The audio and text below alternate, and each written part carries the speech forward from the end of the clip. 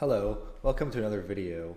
Before we get started, please like, subscribe, and comment on this video.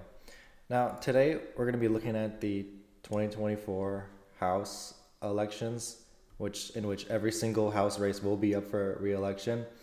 So we're going to do my House prediction, and there isn't much polls to really solidify who's going to win a lot of these competitive seats, but the only thing we can go off of is the congressional vote.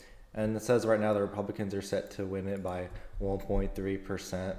Back in 2022, they won it by 2.8%. They outperformed a little bit. Back in 2020, they outperformed by a lot, losing it by 3.1%. So for the House of Representatives, the general congressional vote is the best indicator to kind of show who has the edge in the House races, and for now I think it's going to be very, very close, and whoever does win a majority will have a very narrow majority. So we're going to go through each of the competitive races that 270 to win has outlined for us and see what I think each will go. And there isn't much polling out of all of these. There isn't much polling out of all of these races, so we can't really know for certain until the election does come closer. Anyways, so in Alaska, I do think Peltola is going to win again, narrowly. As they can see here, she won by 10 in 2022, despite Trump winning it by 10. But I do think she's going to hold on a lot less than this. In Alabama's second, that's going to be an automatic flip due to redistricting. Arizona's first. In Arizona's first, I do think that they will narrowly lose. I do think that it'll be flipped Democrat. I think Schweikert will lose his re-election this time around, but I do think the Arizona 6th will stay. I do think it will stay Republican. All right, now to California. In Duarte's seat, I do think he'll narrowly lose his seat, but I do think Valadao and Garcia will both hold. They are both very strong candidates. And then the 41st, obviously, I think Calvert will hold. I think Steele will hold. Porter's retired to run for Senate, and she did lose in the primary. But I think Democrats will still hold the race. Boebert will still hold. And Claro's 8th. Caraveo will hold. All these candidates here, I think, will hold from 270 to wins rating already. Okay, now to Michigan. In Michigan's 7th, Alyssa Slotkin is retiring to run for U.S. Senate. And I do think that her seat will flip Republican. I think since Trump will be on the ballot, but I think that the 8th will stay, even though the incumbent is not running for re-election. John James will hold. Craig will hold. All these candidates will hold. And so in North Carolina, they had a redistricting map in which it favors Republicans a huge amount. So Republicans are going to gain a lot of seats, up to like 4 even. So these are the 3 of them that are going to flip Republican: the 6th, the 13th, and the 14th. And we can make an argument about the first. I do think it's going to flip as of now, but I do not know too much. There is not any polling out of this. There isn't polling out of many of these seats at all, so it's just based off what I do think based on previous elections.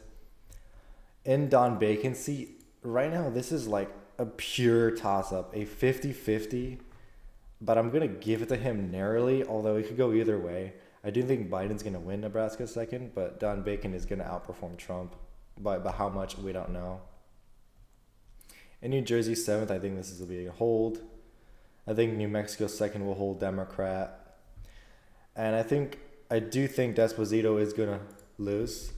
I think Lawler will hold. In the 19th, I do think it'll hold Republican.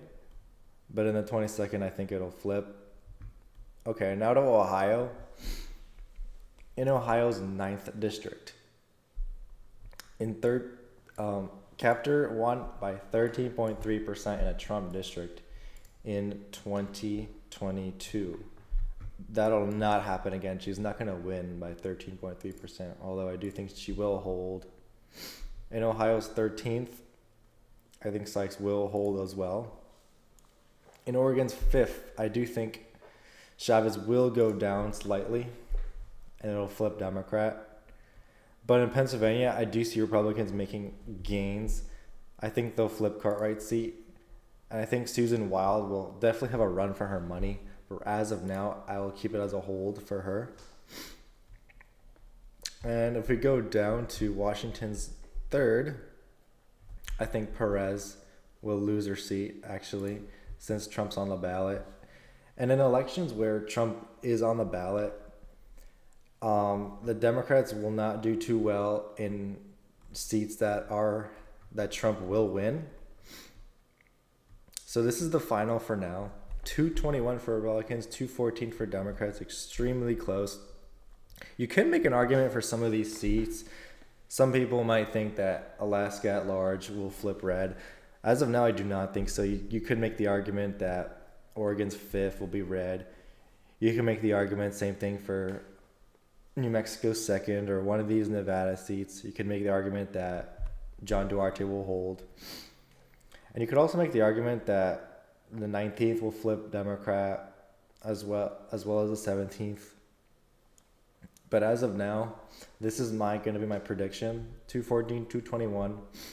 I will update this once a month, not as much as the Senate and presidential race, because there isn't too much polling to really know who is up in a lot of these seats. You can really base it off of the congressional vote over here and how the margin of victory was in the previous elections. So I hope you guys enjoyed this video. Please like, subscribe, and comment. Share this video with anyone. Share this video with a friend. And I'll catch you guys in the next one.